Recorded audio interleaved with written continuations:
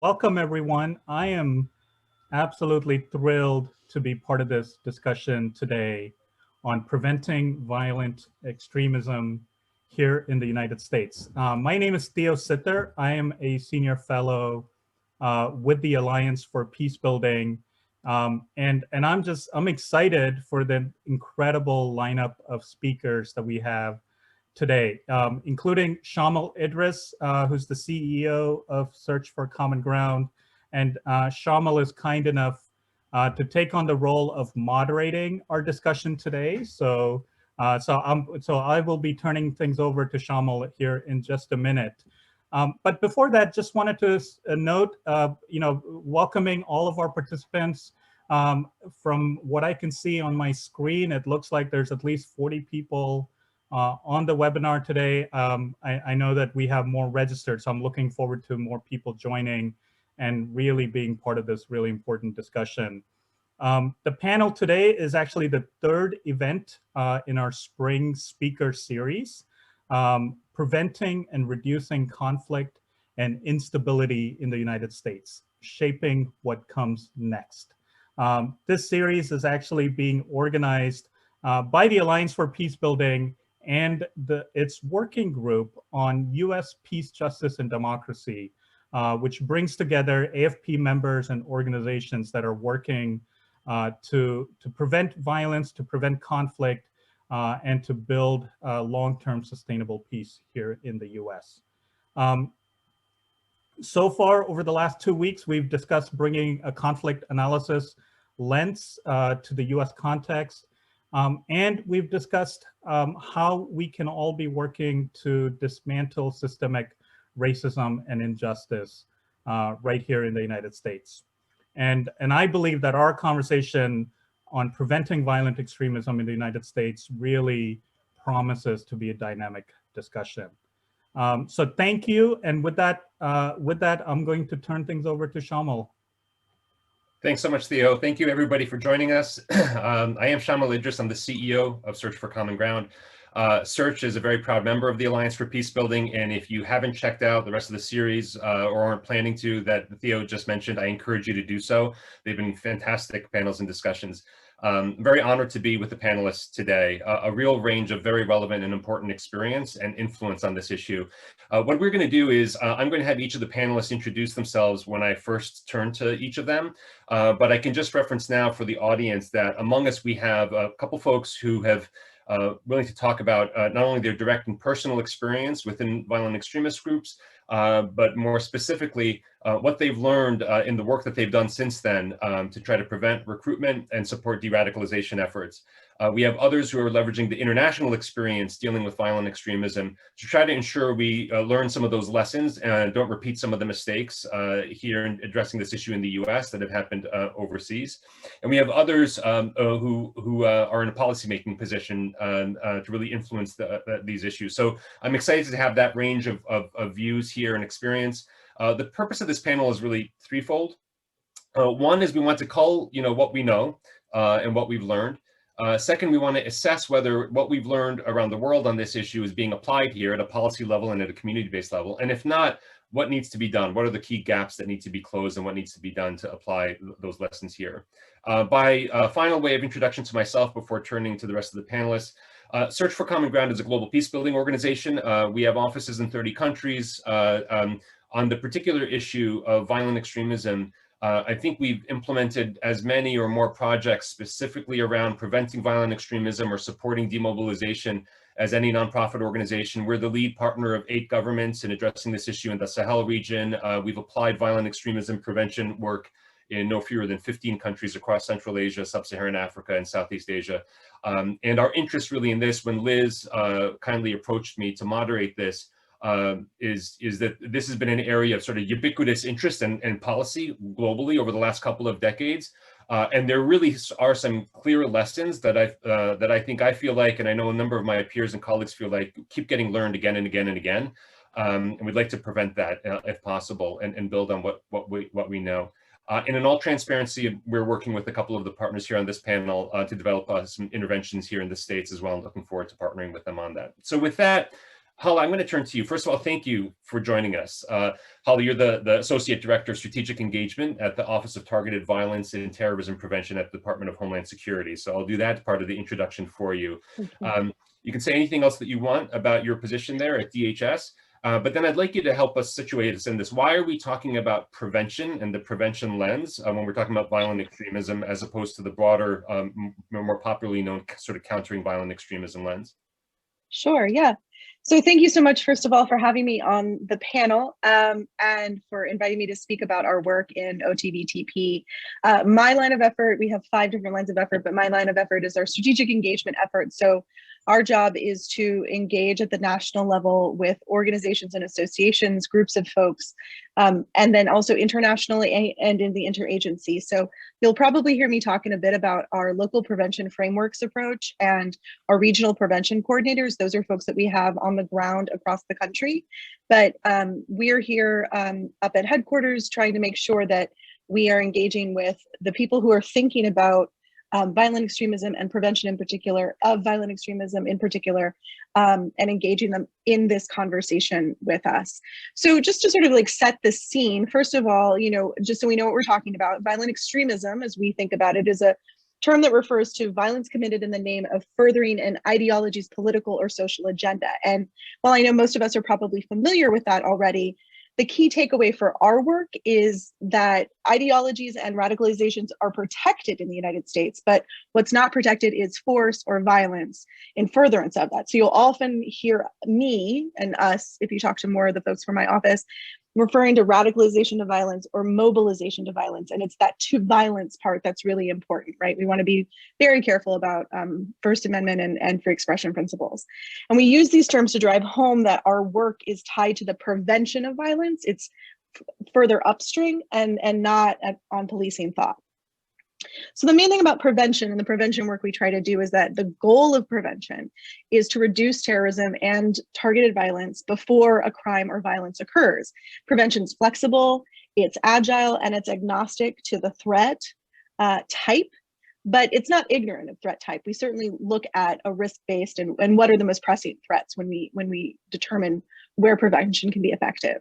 So that means that prevention efforts can occur regardless of any nexus to a particular ideology or type of ideology that may or may not be attached to the violence. And targeted violence also incorporates the idea of sort of violence that doesn't adhere to one strict ideology. And we're seeing more and more that it isn't always the case that this sort of violence is tied to some coherent ideology. Prevention is a medium to long-term solution that can help result in less crises to manage in the long run, but it's not an operational solution for an ongoing event. And that's an important distinction. We can't be all things to all people. What we're trying to do is keep things far upstream from law enforcement or other sorts of intervention. And our office believes that by establishing local prevention frameworks, and local prevention frameworks are those that make sense for a local community, both in terms of the threats that they're facing and in terms of the ways that they engage with each other, that by establishing local prevention frameworks today will reduce the number of people who mobilize to violence in the next year and reduce the number of people susceptible to radicalizing to violence and mobilizing to violence for years to come. We like to talk in our office that we are trying to work ourselves out of a job. That would be the ideal state, and that's our hope. Great, thank you for that table setting. So squarely on the prevention side, and as you put it, the upstream side, and I guess on that note, I think I want to bring Shannon and Jesse into the conversation. You're two very different people with different backgrounds, but each of you has a direct personal experience as members of violent extremist groups. And each of you has turned that experience into a dedicated effort to prevent the recruitment of others and to support the de-radicalization process. So you have, beyond your personal experiences, you have professional experience for, I think for both of you, more years than you were in either of those extremist groups. So I'd like you, what I'm going to do is, I'd love it, Shannon, I'll start with you. If you can first share just enough of your story so you kind of bring it into the room that we understand a bit, you know, what drew you into a violent extremist group, what got you out, but then focus a bit more of your attention on what you've learned. What are the top things that you feel like you've learned in terms of this upstream prevention effort that Hollis talked about? What works and what proof or evidence do you have of its effectiveness? So please, Shannon, the floor is yours. Thank you all so much. I just sent my 5-year-old out of the room and he's decided that he's going immediately upstairs for me. So if there's like thumps and booms, it's, you know, it's a child trying to do his best to, to be quiet. So I apologize ahead of time. In addition to the work that I do sometimes for money, oftentimes not for money, I'm also a mom to 8 kids, which has definitely informed the way that I operate in the way that I think about prevention, because when I had my oldest son when I was 23, about 3 years after I had left the white power movement, I was faced with, you know, like, how do I raise my kids so they'll never be like me? How do I cultivate human beings who will thrive and never look to hate or violence or dehumanization as a viable expression of anything happening in their lives? So not only is this my work, but it is also my life work. I was in the neo-Nazi white power skinhead movement from the time I was 15 until just about the time I was 20. I grew up in a household that from the outside looked really idyllic, this like white middle class, upwardly mobile family. My parents didn't really drink or abuse alcohol, but inside our family, things were incredibly dysfunctional. There was a lot of codependency. I felt like the black sheep in my family from the time I was really, really young. I never really felt safe. I didn't understand how to thrive in my family. But I was active in sports and stuff. So I had some other adults and other spaces where I felt like I could go until I was 11, when my dad came home and announced that we were going to move from where we lived to like halfway across the country. When we got there, this sense of not really belonging inside my family expanded out into the greater world. And I did make some friends and stuff, and I was still like playing some sports, but I didn't dress like everyone. I'd had different hair. They asked if I was from another country because my accent was so strong from where I had lived that they were like, you can't even possibly be from here. And they had all known one another their whole lives. Over time, I did what teenagers do, and I began to like grapple with my identity. Who is it that I want to be? And I ended up through this circuitous route through like lots of counterculture stuff, going through like skateboarding and into like the punk rock scene. And during that time, it's like I was trying to find places that I fit in. I wanted to figure out, like, I didn't really feel like I belonged anywhere. I was looking, doing the things that teenagers do to work through that stuff. When I was 14 years old, just a couple weeks shy of my 15th birthday, I went to a party where I like lied to my parents about where I was going to go. I started drinking at that party, and then by the end of the night, I would be sexually assaulted by 2 men. They were white men. Sometimes people ask. After that, I knew from growing up like that I couldn't tell my parents that this had happened, that they would shame and blame me, and I would be in trouble for having lied and been drinking, and more so than they would be upset that I had just been sexually assaulted. And so I took all of that just completely unprocessed on top of these multitudinous layers of like very complex trauma from growing up. And the main way that was expressed was through just like deep self-loathing and deep hatred for myself. And the main way that manifested in my life was through rage, like rage that I didn't understand, didn't have skills and tools to process. I wanted to hurt myself, which I did. I wanted to hurt everyone and everything I came in contact with. On the periphery of this, counterculture where I was hanging out on the punk scene were Nazi skinheads. And I think the rage within me really resonated with the rage that they displayed. I remember having the explicit thought, like, well, who's worse than the Nazis? Like, they have to take me in, because I felt so worthless that I was like, well, I need somebody, you know, I need somewhere where I don't really have to do a lot to belong or whatever. And at the same time too, like, I needed somewhere where I didn't have to be good. I felt so worthless. And so, you know, like, I felt like just that I had no value at all. So there were other people who were like, oh, if a baseball coach came along, that would not have worked for me. I needed somewhere where I could go, where it was okay to be really angry, and somewhere where I didn't have to be any good to be there. And that I also didn't need the like skills and tools of healthy emotional living. I would end up like building this echo chamber around myself, where for the next 4 years, they were the only people that I interacted with. Everything I did was filtered through this lens. It was normalized inside, in my case, this like physical echo chamber. I felt, you know, that I didn't even have empowerment over my own body, but there was an allure and a seduction to that I could make people afraid of me. That if I walked into a room, or I walked into a room with these other guys, or I said something, that people would be offended. Basically, I was like a living meme, that everywhere I went, it was for this purpose of, you know, creating a reaction, which felt like an attachment to empowerment that I didn't have anywhere else. There's like more complex like gender dynamics going on there, but for the sake of brevity, over the next 4 years, I lived within this echo chamber, committed lots of acts of violence. Lots of acts of violence were directed at me, you know, inside the group or whatever. And eventually I wouldn't really have anywhere to go.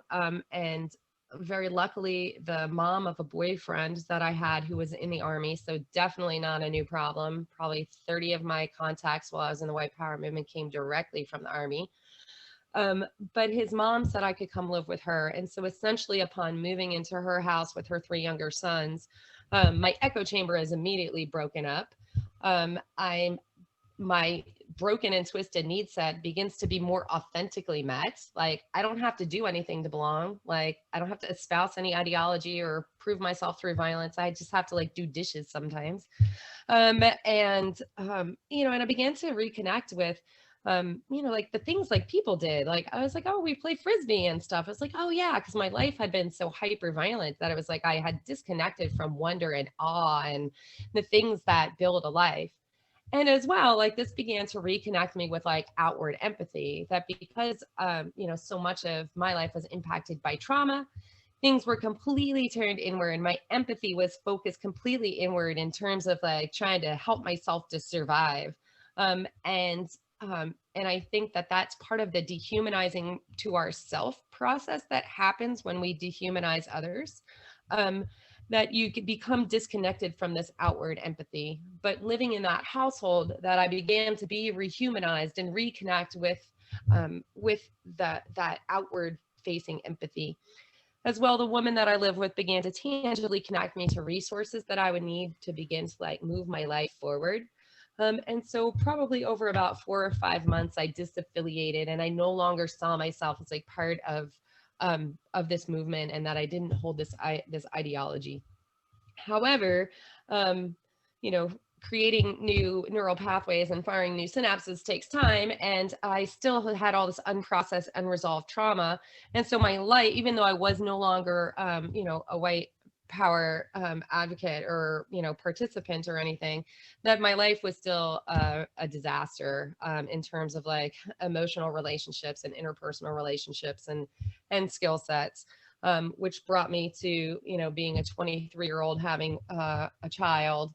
I had, in between leaving and when I was 23, I actually had 2 other children that I placed up for adoption because my life was such a mess. I didn't want to poison anyone else with my life. But so at 23, then it begins, you know, like, okay, I have to heal and I have to figure out how to cultivate these human beings. And so I've been out, yeah, for over. So I'm going to thank you very much for that. I didn't want to interrupt any of that journey, and I know that you've only ended the journey. Still, that's now still that's quite a long time ago for you now. So I don't want to fast forward you too fast, but maybe you can tell us a little bit, because I know one of the things in engaging with you before this, you've got a lot out of that personal experience, but you've also been now devoting much of your life since then to helping others, avoid these traps and as well as others to get out of them once they're in the trap. So I'd love it. Shift for us towards kind of that was my pivot. What it is that you're doing, and kind of what you've learned about it, to get particularly at Hala's point, not so much about the disengagement, but actually at the front side, the upstream kind of prevention. So I mentor people as they leave these movements, and I've been doing that for over 20 years. And I think one of the things that that I come back to again and again and again, there was a study that was released last year by Pete Simi and Kathleen Blee that shows, like, in terms of adverse childhood experiences, that in terms of people that left violent extremism, that they have like a 63% rate of having 4 or more ACE scores, whereas like the general population has like a 17% incidence of that. And so to me, this says that the overlapping traumas that are there is incredibly significant. And I think that is a place that, if we focus on these intersections of multitudinous layers of trauma, especially if we include supplemental questionnaires that include some things that are specific to middle class and upper class folks too, things like, did you feel like your value was tied into your performance at, school or extracurriculars or athletics or whatever, and identifying some of these other modalities and supplemental trauma questionnaires, like some of the questions have to do with like bullying and stuff like that. And then we work through the things that we know from the adverse childhood experience studies and post-traumatic growth studies that cultivate better inoculation and resilience and things like that, that would have a vast impact on minimizing people utilizing violence as an expression of things going on in their lives. I think too that one of the things that I've really been working on very recently is trying to help people, particularly middle and high schoolers, identify manipulative content that they interact with, and talking to them about, identifying advertising and then also manipulative content, but framing it in terms of building emotional health. So learning to better identify their feelings, even just to name your feelings has a therapeutic effect, even just to be able to name the feeling that you're feeling. So building skill sets so that they're interacting with content online, better identifying their emotions and what emotion that they are feeling, and that this is marketing to in terms of being able to more empowered, scroll more empoweredly. And that there's a study in terms of teaching people to have young adults to have better eating habits, and that the outcomes were better and longer term if, beyond just telling them what was good for them, that they were taught about how they were being marketed to by food companies and fast food companies and stuff. Having that tool of empowerment allowed them to actually enact much longer term change in terms of manipulation. And then there's also another study that was about cognitive linguistics, about the way that we frame metaphors impacts the solutions that we offer, even if all of the information given is exactly the same. And so for me too, that is something that I draw on to be like, hey, because teenagers and young adults especially, and I think this yields into like middle-aged America as well, they don't want to be manipulated. We really don't like that. So it's like, if you can help people to understand and see and gain tools and skills to identify this manipulation, I think, and you couple that with mindfulness and emotional skills and things that we know actually help people like be healthier and more likely to have like post-traumatic growth responses to stressors, that we would make a vast impact.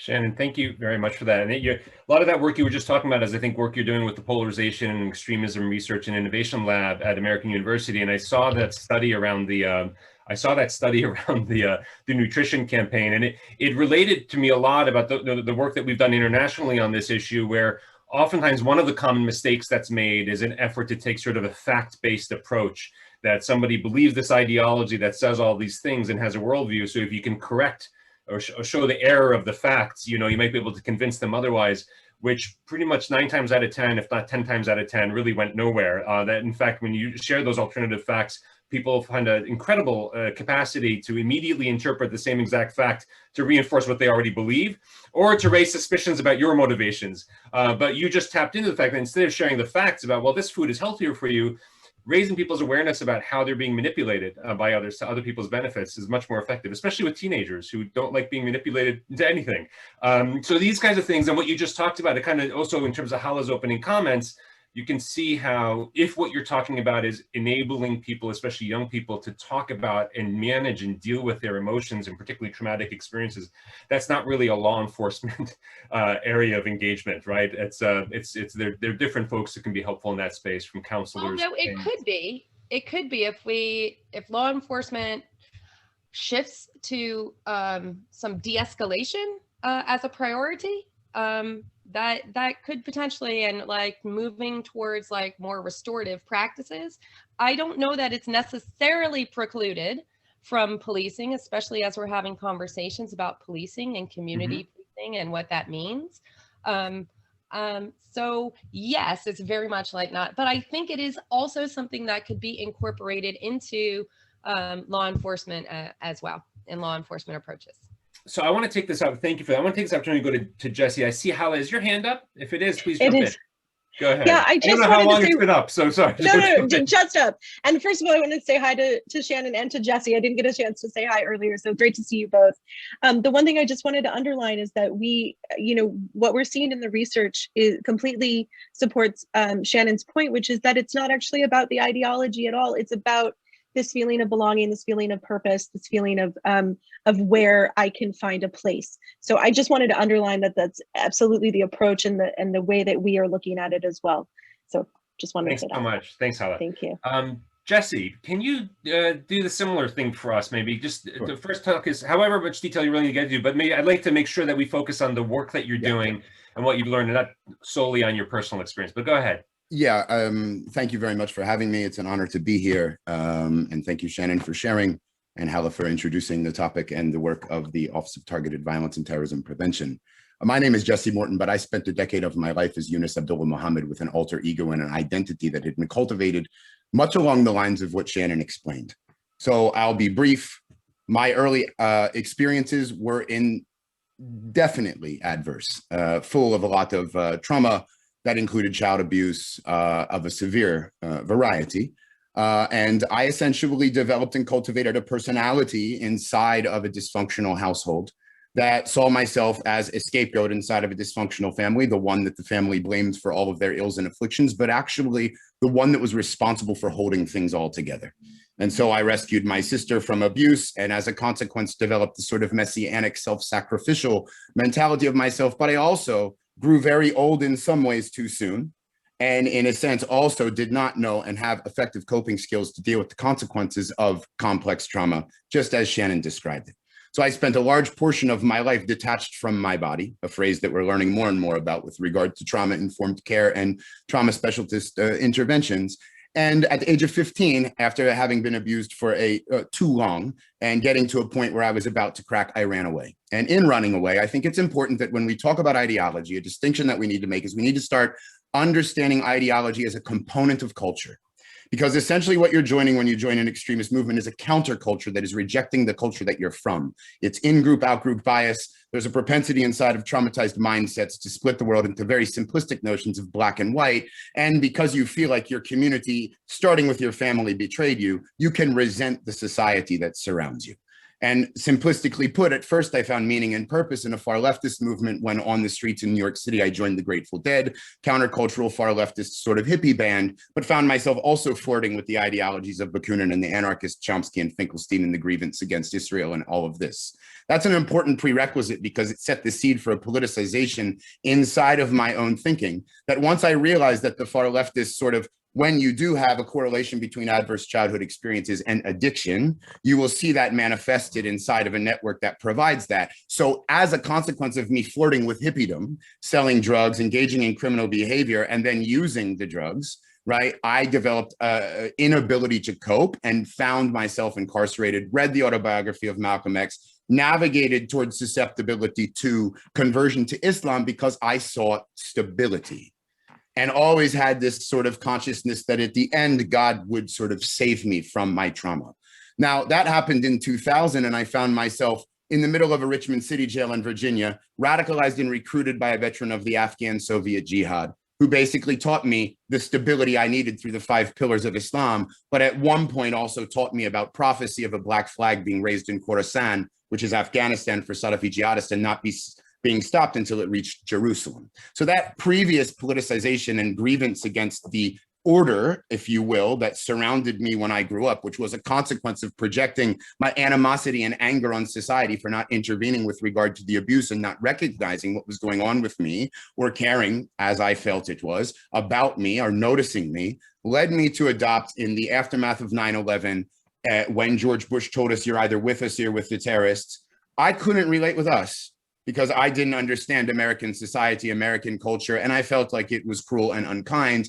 And because of the grievance and transitioning that into a ideology outside of myself, which held America to be the bastion of imperialism all across the world and the root of every ill and affliction, I adopted the position that I hated my own society. Spent 10 years in the movement, ultimately met all of the charismatic preachers, started preaching in Harlem by myself against the Iraq War, met my first radicalization agency called Islamic Thinkers Society, an offshoot of the largest radicalization element in the UK at the time called Al-Mahajirun, was somewhat articulate and climbed the ranks as a radicalizer and a recruiter, ultimately ran my own organization that was connected to 15 different terrorist plots in the United States. One of them was a threat against the writers of South Park, which began my process of de-radicalization because I ran to Morocco fleeing law and persecution. Lived in Morocco for a year and was removed from the network because I was on the run. So it was very important for me to get out of the everyday echo chamber that Shannon described.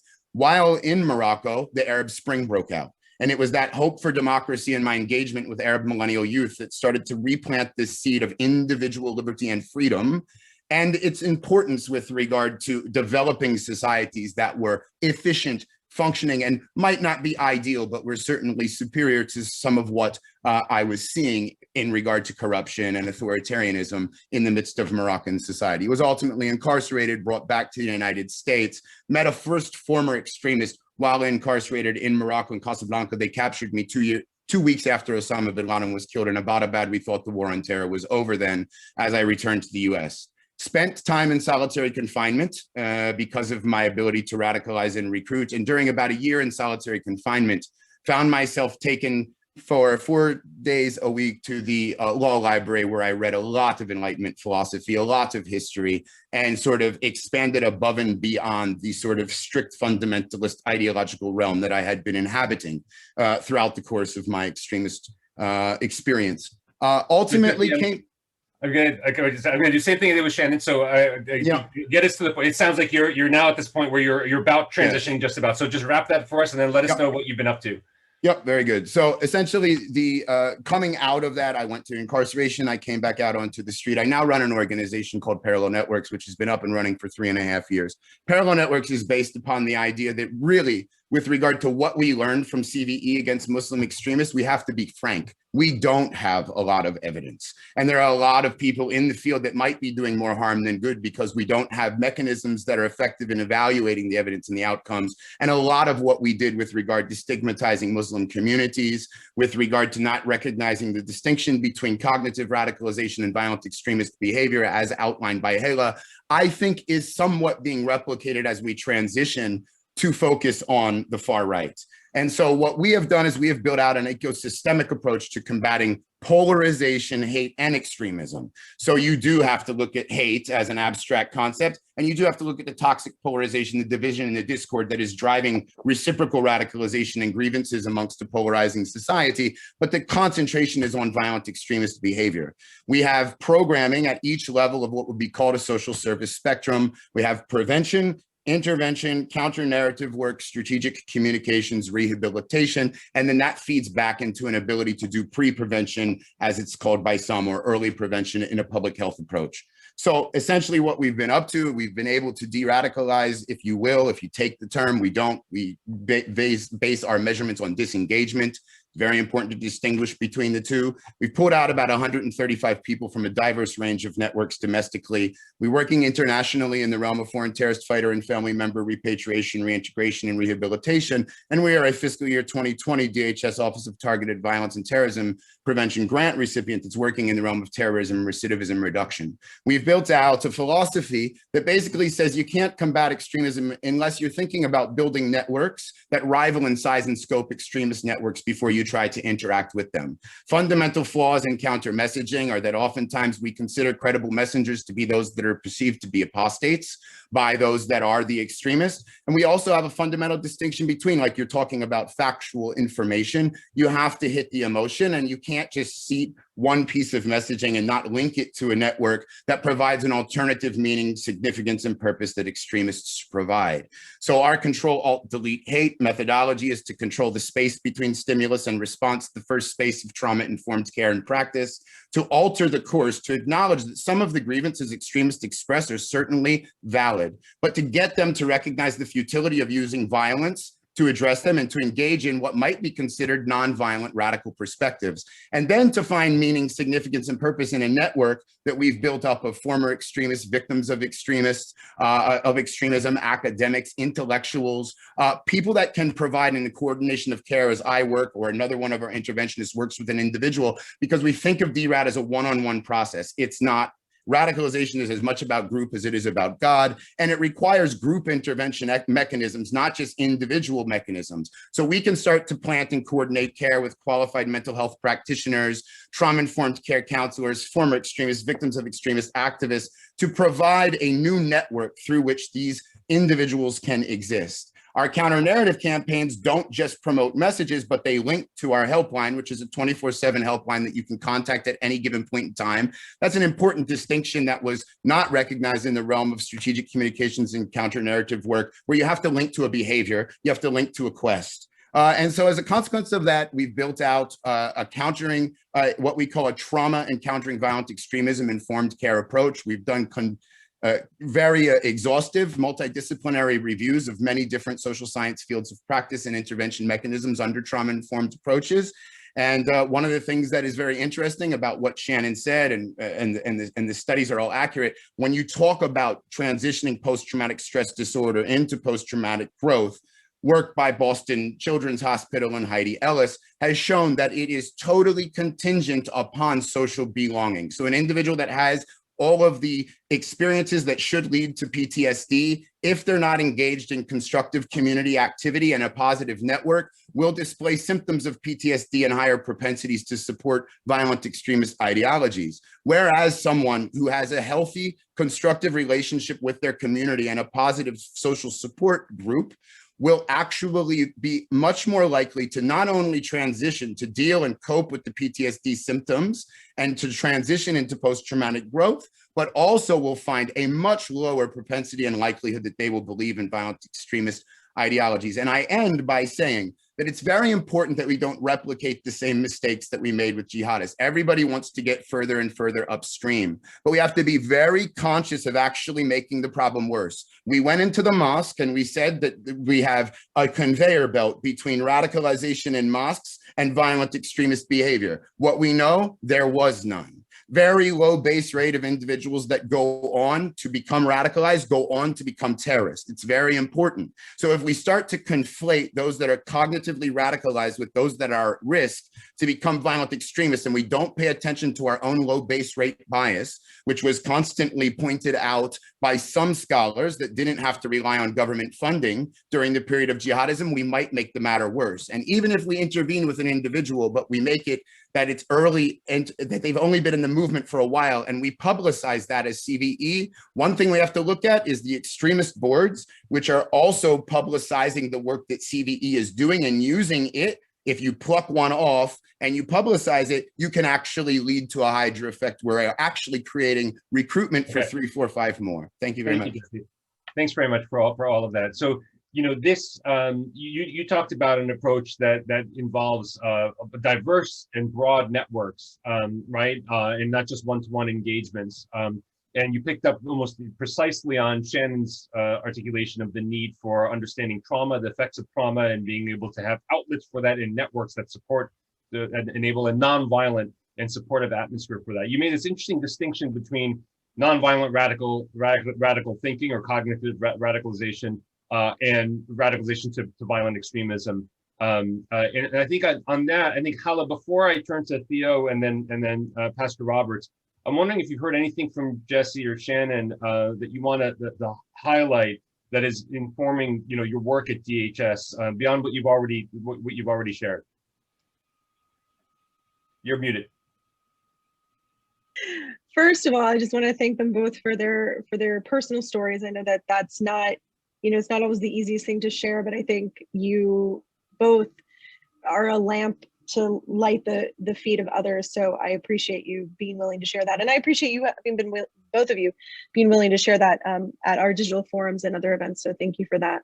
I think the most important thing is what both Shannon and Jesse said, which is that, you know, these are stories about how do we help communities and how do we help individuals deal with the circumstances that they find themselves in, and what are the ways in which we create more resilient individuals and more resilient communities and more resilient societies, so that we get to a place where this isn't even an option, because it's not, people are so supported that you wouldn't, it would not make sense, right? And so I know that sounds very pie in the sky, and I know that sounds very sort of aspirational, but we make things complicated when really they can be quite simple. It's that prevention is based in a whole of society public health model that empowers and enables people from the individual to community level to make the choices that are most positive for themselves and for the people around them. And the way that we do that is by bringing everyone into the conversation and bringing all the different facets. So as Shannon pointed out, you know, it's not a law enforcement approach, but law enforcement should be part of it, right? Because we want to have the opportunity that everyone along the line of the process of radicalization to violence has an opportunity to step in and speak into someone's life in a way that can move them off of that pathway, right? It's very easy, I think, for the government in particular to sort of show up and scare people about, here's what you need to be afraid of in terms of violent extremism. Just be afraid, instead of saying, there's a threat here. But the good news about this particular threat is that every single one of us, every single person in society has tools at their disposal to intervene and to be a person alongside of somebody who's walking down a dark road. So, you know, Hala, I wanted, you know, you're at the forefront of the policy on this, and your office has, there's I know a budget and a grant opportunity currently out that's, I think, is a total budget of $20 million for this year, if I have that correctly, for prevention activities. Yes.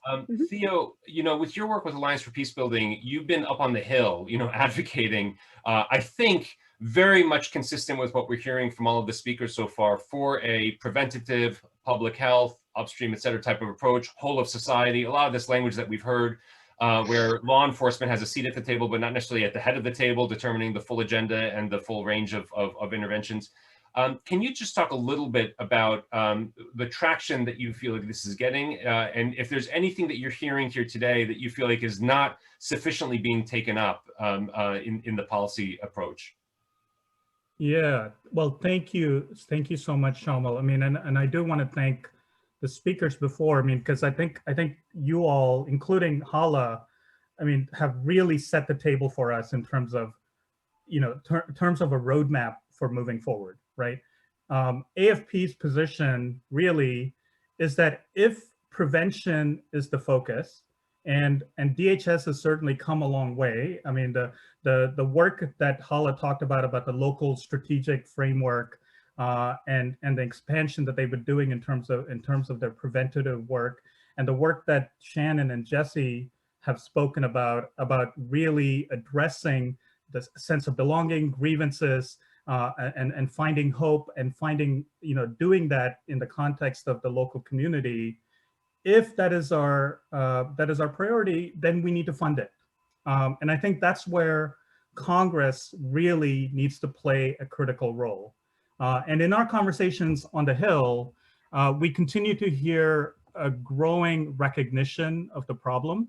Certainly, the events on January the 6th was a wake-up call for many members of Congress, but there's recognition that the problem is much deeper than just that one incident, that it goes back much further.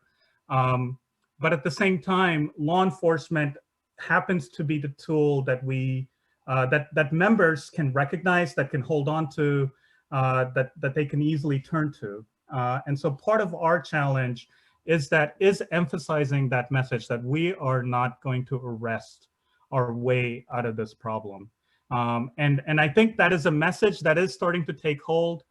Certainly the work that the administration is doing in terms of the kind of the messaging and the selling that they're doing with members is really important. And the Office of Targeted Violence and Terrorism Prevention and the framework that they've laid out over the last 2 years is vitally important.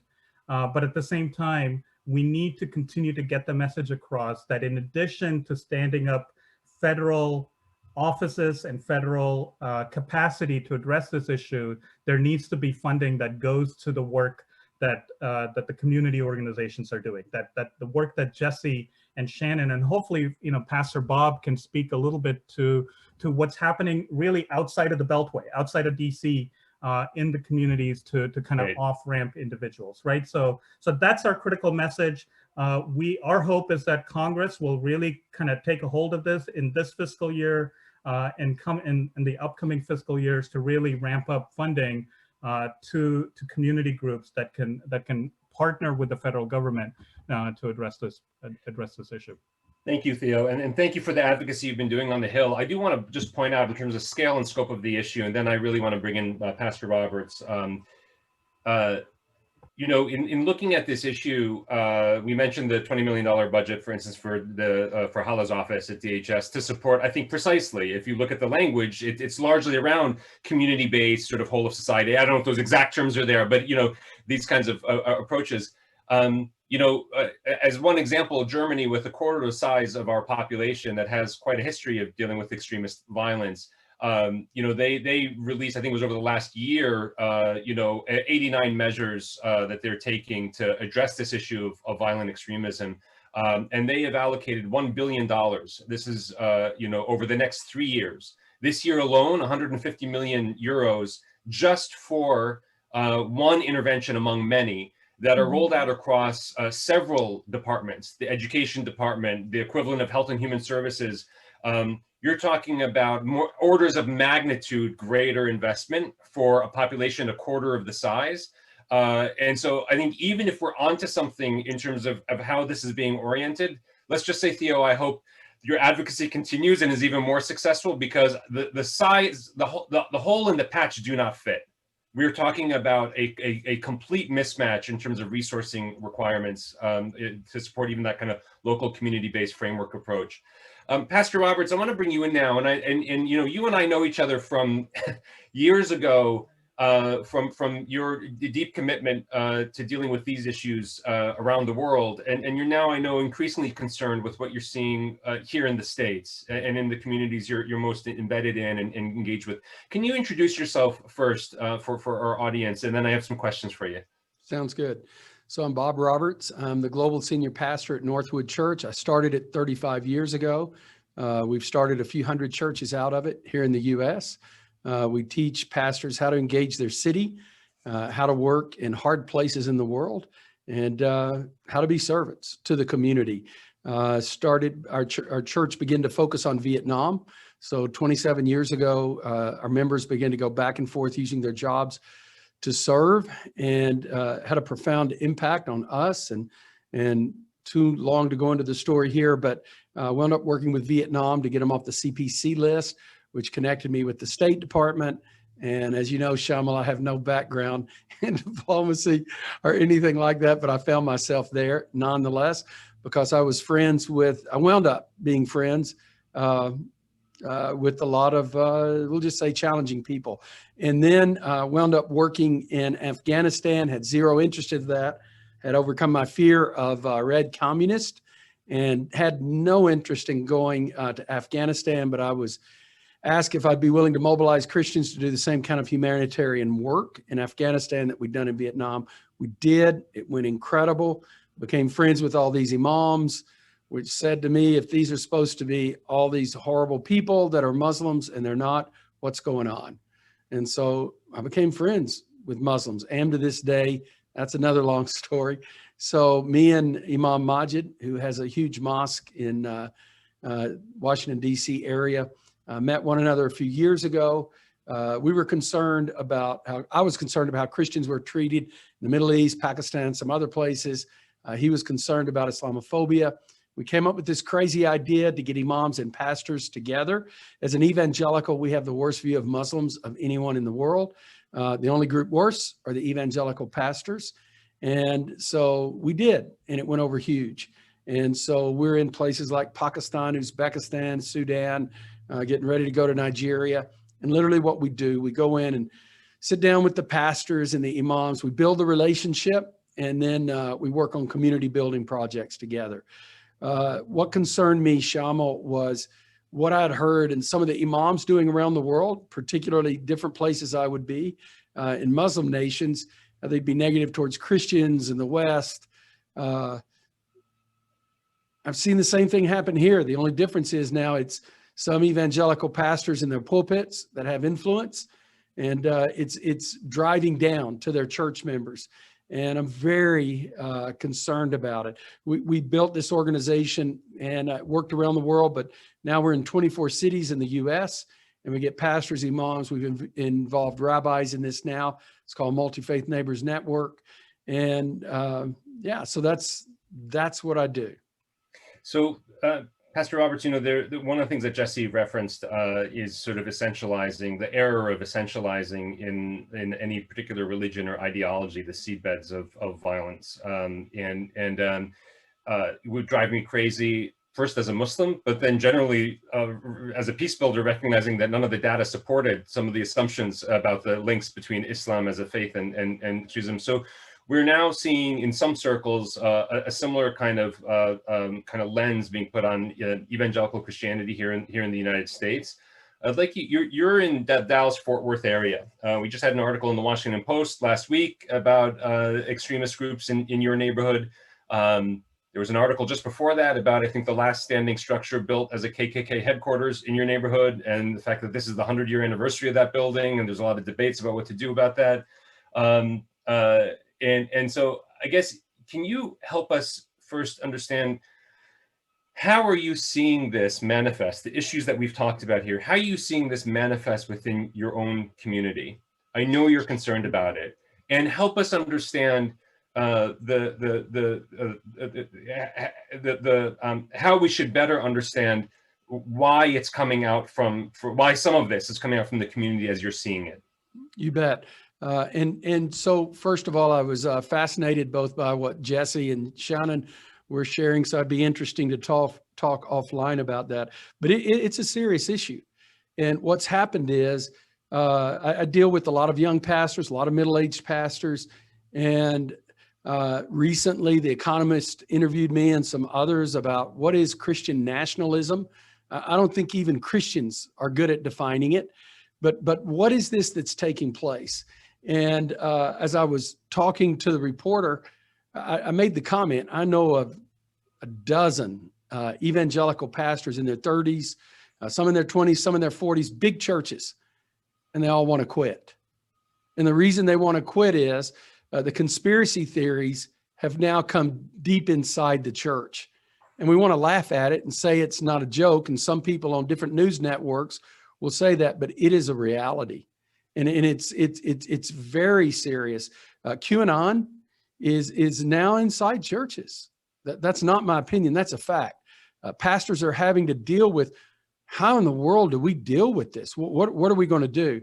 And I think we got here for a few different reasons.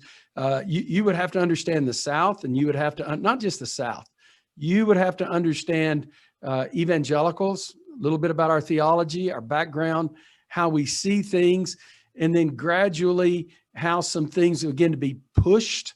You know, I think historical revision, I began to see this 20, 25 years ago. Evangelicals, some trying to make Thomas Jefferson an evangelical, hardly. But I think it started with historical revision, saying this is what our country was like, and we've got to get back to that. I think we got weak on separation of church and state. The mission of the church began to stand up not just for what was right and to be a moral voice, but to become a political voice. And when it did that, it began to use political means to push its agenda. And so there became a wedding of political positions and parties that held our position. But we forgot that when we meshed church and state, that ultimately what that would mean in politicization is that we would reach maybe people of one political party, but isolate the others. I think there was, just mentioned this, a concept of Dominionism in our theology that says that Christians are to take it over in the name of Jesus and control it. You saw that during the whole election, during the pandemic. You saw it in a well-known Christian musician named Sean Fout, as he's well-known Bethel worship leader, but he went all over the country doing concerts, defying the law. And so there's this sense of Christians trying to say, what are righteous laws and unrighteous laws, and what gives us those rights? So there's all of this that's playing in. At the same time, with the loss of influence with Anglo culture, and it still have masses influence. It's not like it's being pushed to the back at all. But there's other voices that need to be heard in America, not just those of us that are white. There's a significant division between evangelical African-American and evangelical Anglo-American pastors and how they see the country. Our theology is the same. The challenge we're facing, Shamal, is not, do we have bad theology? It's we have bad, not bad orthodoxy, but orthopraxy. We're not practicing it in a way. And so you see varieties of that. You know, it's interesting, the Economist reporter called several of those young pastors, and he said, Bob, what are you guys going to do? And I think right now, sadly, most evangelicals are not even at the point yet of acknowledging that it's an issue. The ones who are, they keep their mouths shut because so much of this is meshed in the church now. Politics and election issues that we've just been through. But I think January 6th was a wake-up call. Regardless of what you believe about the election, to have evangelicals singing Christian worship songs in front of the Capitol, waving the American flag with the Christian flag, it sent chills. I don't know a single young pastor in America I've talked to that wasn't going, oh my gosh, what are we going to do? To see the shaman in the Senate chamber to stand up and say, stop, we need to pray. And pray prayer in a style that you would hear in any Baptist church in America. You know, we thank you in the name of Jesus, Heavenly Father, be with us as we try to do your will. What in the world is going on? So you've got guns, you're violent, your people are dying, and you're praying a prayer like that in the Senate chapel. So I think there's a sense of awakening. The tragedy is, Shamal, no one wants to lead.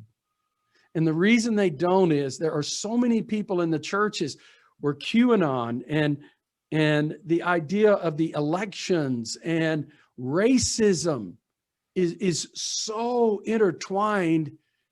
No matter what you say, you're going to have people upset and leaving. And so it means, Robert, I'm sorry. First of all, I hate cutting any of you off. I got No, I'm sorry. It's a terrible position. No, you know, a couple things that you've said. There's this Southern Baptist firm, Lifeway Research, Lifeway, I think it's called. They came out Right. with research that's That's been it. highly Lifeway publicized Research. recently. Yeah, they said about, just to reinforce kind of what you're saying with some of the data, their research that was publicized, I think, end of January this year, said 49% of Protestant pastors said they regularly hear people promoting conspiracy theories in their churches. This is especially true of the larger churches and the white churches. Now, having said that, we want to go back to Jesse's point about, okay, conspiracy theories, radical ideas don't necessarily lead to violence. QAnon does not necessarily lead to violence, but the degree of concern that you're sharing and you know, I think when we see, but it did lead to violence. Yeah, January 6th, it Yeah. did lead to violence. But I think in this question, like, how do we actually engage with these issues in a way that doesn't simply stigmatize an entire community, that doesn't run afoul of some of the civil rights issues that Hala was sort of alluding to when she was talking about how do we define this issue and tackle it, where we're going upstream and we're dealing with ideology, but we want to protect a wide range of ideologies and belief systems in this country is really challenging. I want to ask you one more question on this, and then I want to open up for some engagement between this panel and also members of the audience. The issue of race, you know, I think you know, what we've seen is in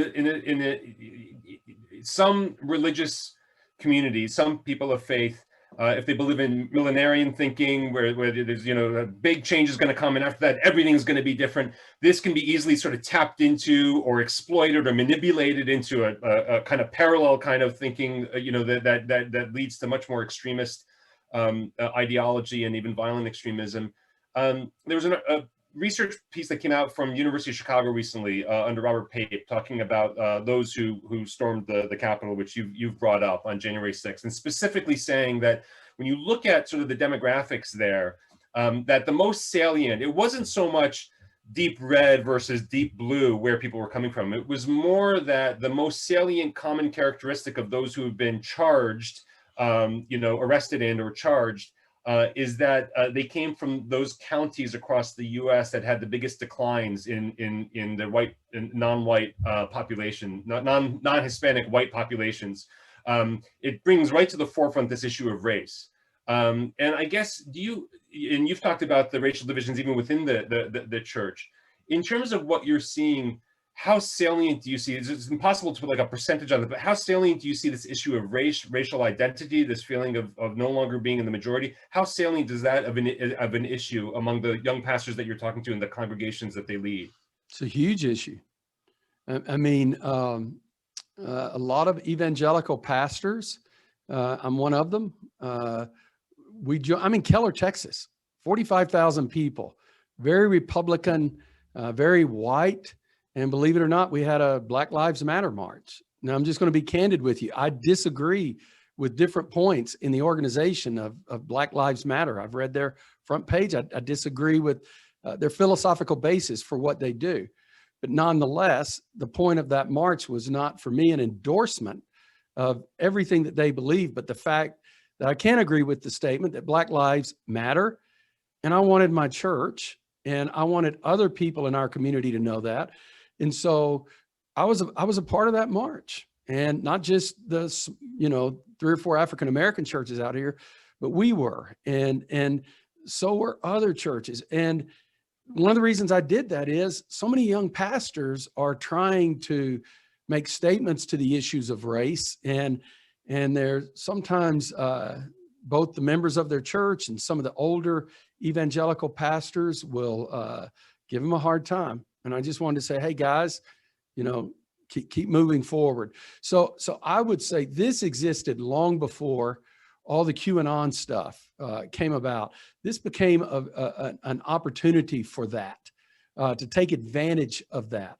So you will not deal with this. Shamal, that's a very astute observation, because you will not deal with this without dealing with the race issue. And right now, for example, in my own Southern Baptist Convention, the most controversial thing that we are dealing with reference to race is many people are talking about the evils of CRT. And you know, my position is I don't know enough about CRT to speak against it. Here's what I can tell you. We've got a major race issue forget CRT.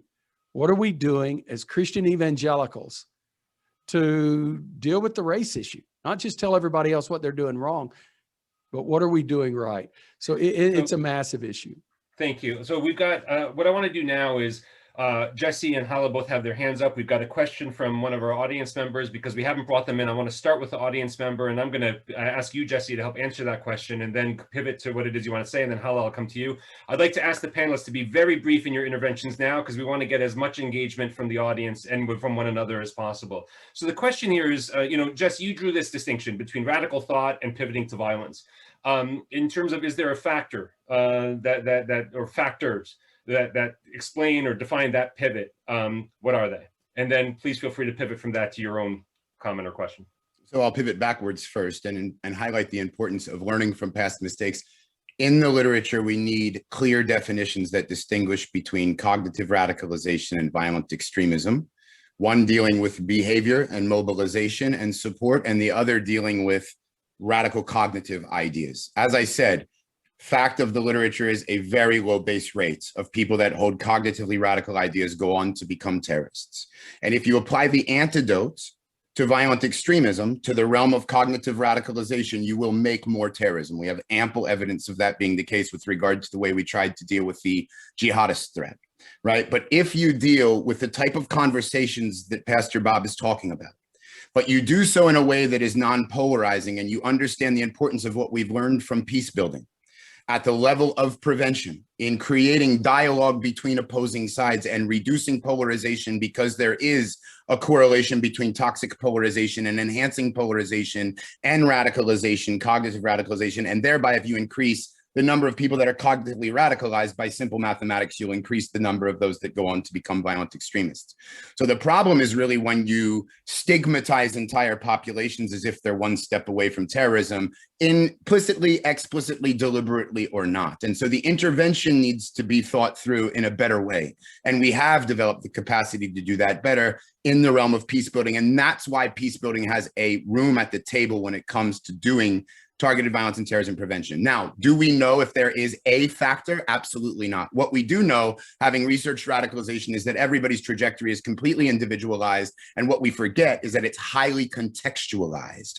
So we like in the West to see people as having individual agency, but we don't know much other than that radicalization is more a group phenomenon and merging one's personal identity with a group, seeing one as a soldier for the cause. But what we oftentimes rule out is the role that the government can play, or the role that the powerful can play, or that the elite can play, right, in facilitating the grievance and making a person feel like the only recourse they have is violence. So if we don't try, we're largely concentrating on censorship right now, and we're denying essentially by saying that a person's right to exist. And when people feel like they're under attack, essentially what happens is they solidify their beliefs. So we need to do everything we can to maintain a conversation and a dialogue.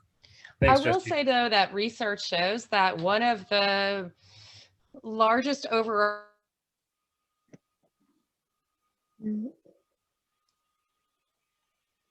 was hoping she was going to come back in. Shannon, we've lost you. Can you hear me? I'm sure it'll come back. Jesse, I want to put a quick fine point on what you said, and then Hala, I'm going to come to you. One thing that you've talked about is highly contextualized, highly community specific. I think when Hala was talking about community-based frameworks, federal policy can never be more than a blunt instrument. But when it can support community-based efforts that can be much more adapted to local contexts and local opportunities, local communities, that's where it becomes really quite powerful and effective. Mm-hmm. Shannon, I see you're back with us. I'm going to come back to you. We lost you, and so I'll come back to you in a second. The other thing that I want to point out, though, is that this issue of self-defeating approaches that fuel the problem, it's not just an issue, honestly, of fueling the sense of victimization by somebody who's going down this rabbit hole. It's also that if you need approaches that foster cooperation across, for instance, the police, the mosque, the church, the coach, the mixed martial arts shop owner, the local, cultural, all the different, if you need that collaboration to happen, there are certain approaches that will sow the seeds of distrust and make that collaboration less effective. And we see this time and again when police forces would infiltrate mosques in Kyrgyzstan, and the Grand Mufti would tell me, side by side with the chief of police, you know, until we got sitting down next to each other and talking about the fact that we had a shared problem, he was the last person I wanted to talk about with this, because he was making it harder for me when I had people who were coming from outside and recruiting young people from my community. And the police chief saying, yeah, and I never wanted to talk to him because I felt like he wasn't taking this issue seriously enough and he wasn't helping out. Once they started sitting together, they were able to come up with things they could do together, where it made sense for one of them to act and for the other one to stay back, and vice versa.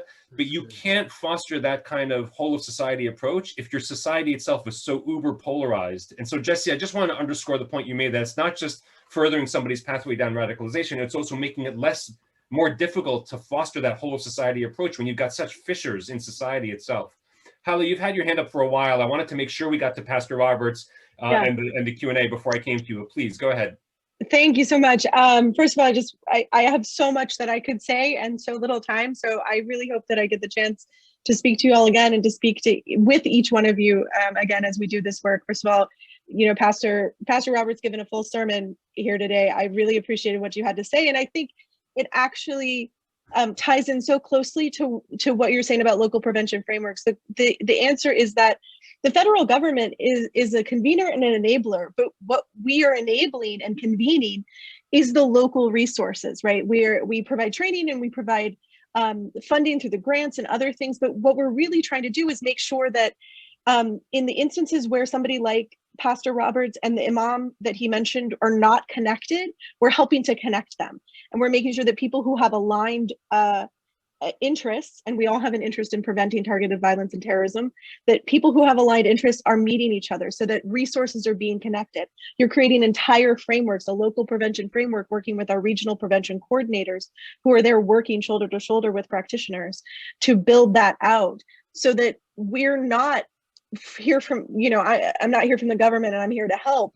It's that we can, because we're meeting with different people, know who all is already helping, and then make sure that we're connecting those folks and empowering them to the extent that we are from the perspective of the federal government. We're, like you said, we're a blunt instrument.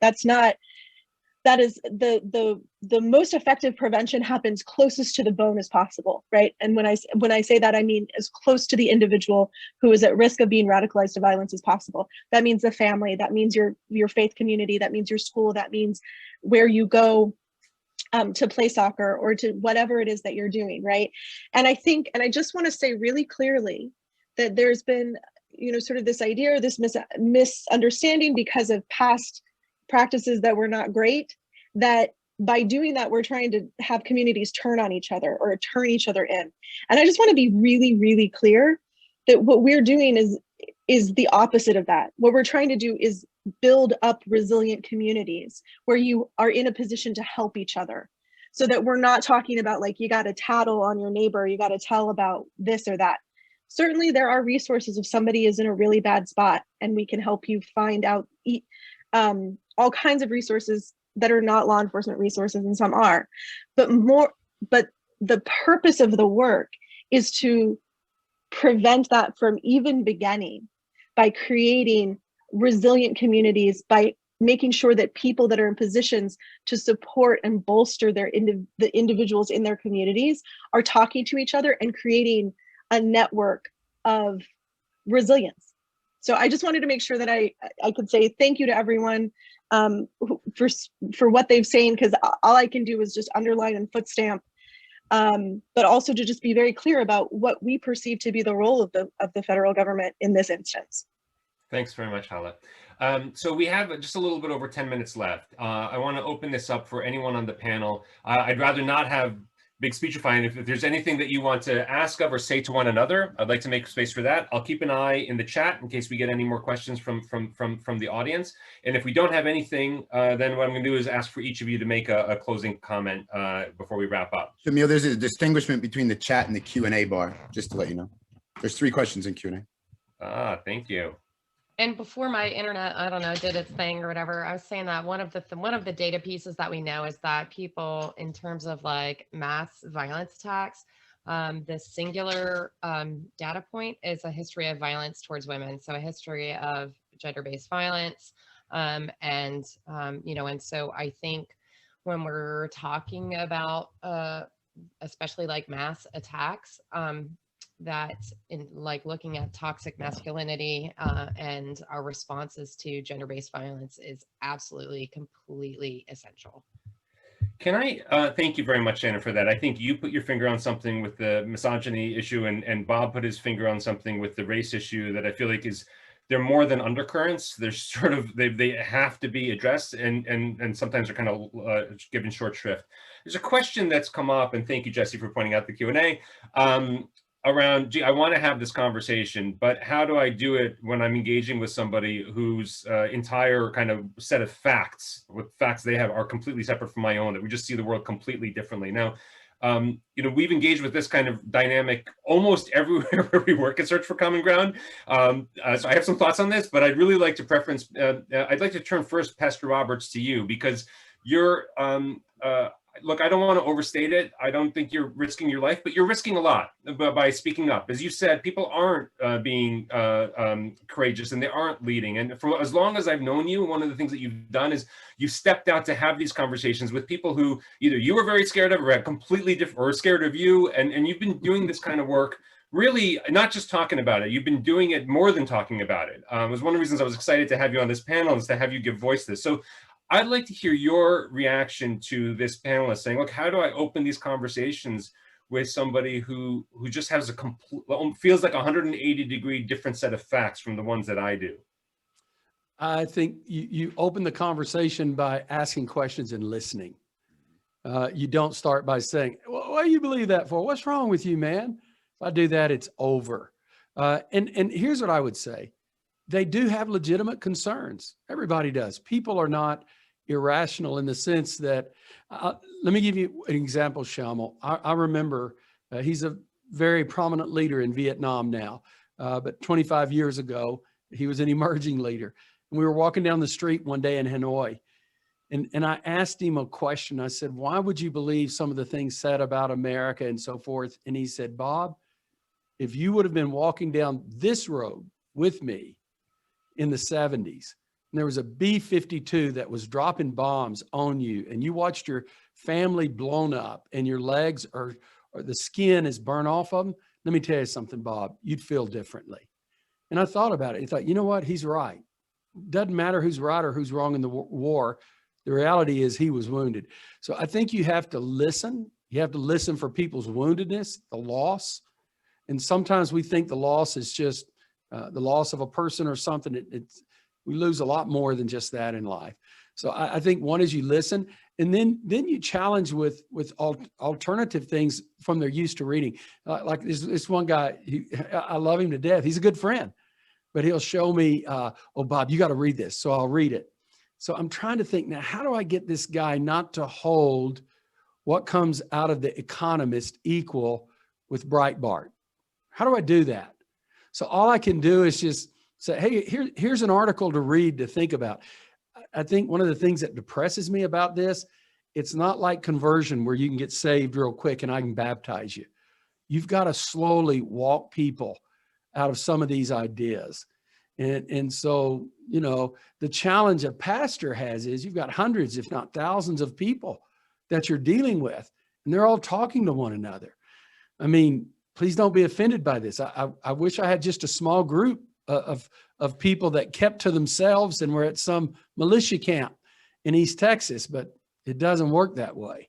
And so that's why I'm concerned about it. And that's why I fear there is something, and this is why I speak out, Shamo. I fear it's more serious than we realize. And just really quickly, the literature on reciprocal dehumanization is very interesting. And for people that want to understand some of the ways you get around the cognitive biases, it's really not about like what you think with regard to what you tell to them, but just showing a willingness to acknowledge some of the group that they may perceive you belong to as having fault, or explaining your belief with nuance and being actually open to hearing the other side, scientifically speaking, has gone a long way in eradicating polarized conflict. Thank you, Jesse. Shannon, I think you raised your hand. Are you going to jump in? Because this is a lot of what, what I do in terms of rehabilitation and reintegration is, I mean, I'm talking to people in really bad spaces. And so for me, I don't really concern myself with what they believe, right? Like I want them to not do harm. And obviously, like, I would like them to, like, not view others as less than human or whatever. But usually I try to connect in terms of fears. Like, as a mom, like, I'm like, we might totally disagree on like guns or whatever, but when we get down to it, I want my family to be safe. You want your family to be safe. Where are the places that we can build these gaps? What are the things or dreams? Most of us have like very similar, like fears, hopes, dreams, things like that. And so trying to connect with that and build trust between somebody, that my viewpoint on this particular belief that they have, that they're going to hear it in a different way if we've taken time to see our commonalities before we get into this more difficult dialogue. And I don't really care what they believe. Like, I want them to thrive. I want everyone around me to thrive. And that's going to not look the same for everyone. And so their beliefs are not really, I care about what they're going to do with that. I'm not really there to change their mind. I just want to have this conversation as a human to another human. No, Shannon, thank you very much for that. And also, Jesse, I would, there are two things that I really want to put a fine point on, drawing out of what you both just said. One is, and I can cite lots of research for this and practical experience, the experience of being heard and respected is the most pivotal experience. It's the threshold experience for someone to go through to become a more constructive member of any diverse society. Not the experience of being agreed with, which is actually kind of irrelevant. If people feel heard and respected, they're much more likely to ask questions themselves. They're much more likely to question some of what they might have come in thinking initially. They're much more likely to want to engage constructively. That's one. And two, dialogue is necessary, but insufficient.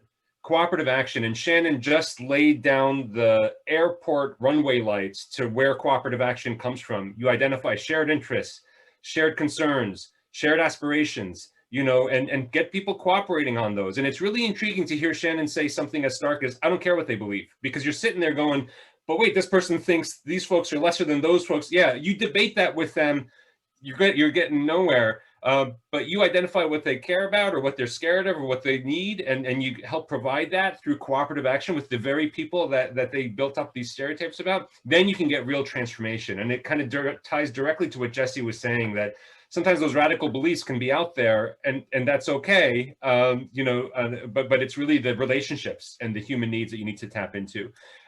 We've got a lot of comments in the chat, and we're running out of time. I know, Hala, there was a question about how DHS engages with the private sector. If you could maybe type your answer in that, if there is a response, that would be great. I'm going to do one last round of like 3 sentences from each of you before we close up. No more than that. So Theo, you haven't had a chance to speak for a while. I'm sorry I haven't given you enough airtime here. I'll give you 4.